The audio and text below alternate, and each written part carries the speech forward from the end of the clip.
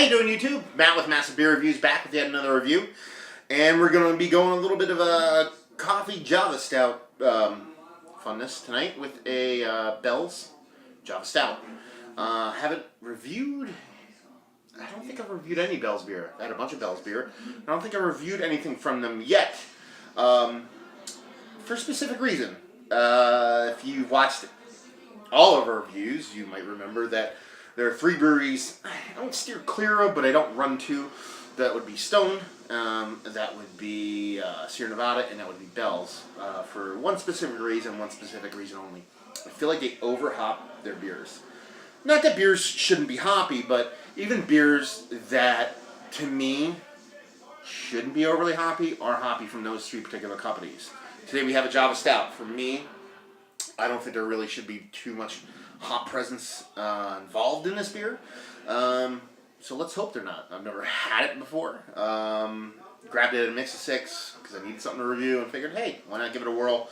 So hopefully it proves me wrong and it's not too hoppy. But anyway, bottle-wise, what it says on here, on top here, Java Stout. That's it. On the bottom, Bell's Java Stout. Stout were brewed with coffee. Brewed and bottled by Bell's Brewery, Comstock, Michigan. Comstock. That's funny. I'm a video game nerd, so if you ever play Bioshock. Anyway, I won't get into it. On the back, we have Bell's, an an enchanting beer made from the marriage of a custom blend of fresh coffee beans with dark and roasty stout. There you go, that's it. Fairly new, it's about 2 months old, almost on the nose, and that's it. 7.5% alcohol, which is kind of nice for, typical generic, not that it's generic, but generic Java Stout.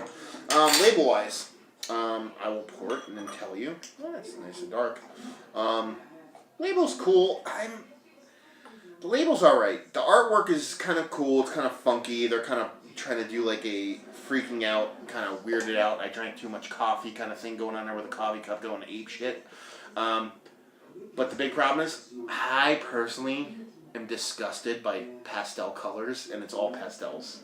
And, I just hate pastel colors. So, the artwork's cool. I get what they're kind of going for, that kind of tweak, manic thing with the whole Java Stout, but, yeah, hate pastels. Ton of coffee. While I was pouring it, I could just smell it. Ton of coffee, nice roasted malts before I even get into nose. Color-wise, it looks like your typical coffee stout head. Nice and dark in color, just a hair lighter than like a Russian Imperial or American Double, but it's still super dark. I can just get the bare sign of like brown around the edges. It looks like it has a decent amount of funk kind of floating around the edges here, but that could just be my mom playing tricks on me. And it looks like it has a little bit of carbonation. That's pretty much it. So yeah, it looks like a stout. Let's see if it smells like a stout. Ton of coffee, ton of roasted malts. A little bit of sweetness there, and I can smell the little tiniest bit of hop presence. But it's not so much the hop presence is tiny, is that the coffee and the malts are so huge, it's kind of pushing it back. So yeah, definitely smells like a coffee stout. Looks like a coffee stout. Let's see if it drinks like a coffee stout. Cheers.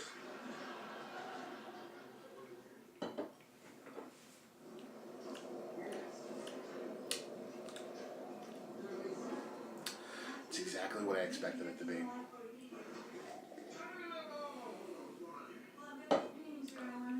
Man, they can just control themselves. Just control themselves. Just learn to control themselves and dial back that hoppiness. It would be so much better. I can taste what it would taste like without that hop presence being so forward. It's almost equal in the mouth to the coffee and the roasted malts, which, that's not what a coffee stout's supposed to be like. I'm sorry. But it tastes really good. It tastes like it would be a fantastic coffee stout if that wasn't there. Do you know what I mean? So that's kind of annoying that it's there. It's roasted malts to the T. A nice coffee flavor there. Decent mouthfeel. Not super dense, but a nice, decent, fluffy mouthfeel. and then there's that hop bite there. It's not super high, but like I said, it's equal, if not almost equal, with the coffee and the roasted malts, and it just shouldn't be like that, and it just annoys me.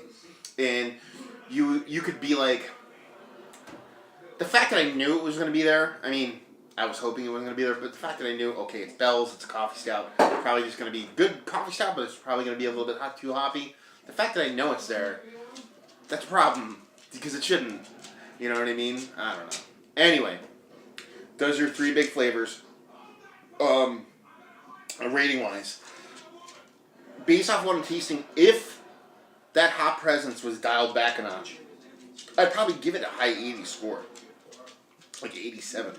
But since that hoppiness is there, I'm going to give it like an 83. It's still a really nice beer, and it's something that, hey now, quick hands. It's something that I almost want to buy because it is, 7.5, so it's not huge in ABV. I want to buy a 6er of this, let it sit for a year, and probably drink one of the better coffee stouts I've ever had. Probably going to do that too. So, yeah, I'll give it a low 80s, 83 overall, just because of that hot presence that should not be there. I don't care if you're like, oh, it's their style. No, it shouldn't be there. And availability and value. Usually, I'm not sure. I assume this comes in for 6-packs. I pulled it from a mix of 6, so I assume it comes in 6-packs. They're usually between $10 to $12 for a 6-pack. And that's a decent value for a beer of this quality if you let it sit. And value-wise, and in availability, Bell's stuff you typically can get anywhere in this area. So availability, I'll give it like a 9. So yeah, low 80s. Could be in high 80s, but it's a low 80s based off of that hop forwardness. And then decent scores on availability and value.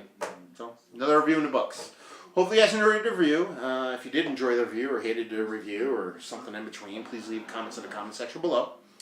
If you know of beers out there you'd like for us to try that we never had before, or that you don't feel like get as much publicity as they should because they're not known or they don't get a ton of distribution, especially outside of the northeastern Pennsylvania, northeastern United States area, please let us know. We'd love to try new stuff.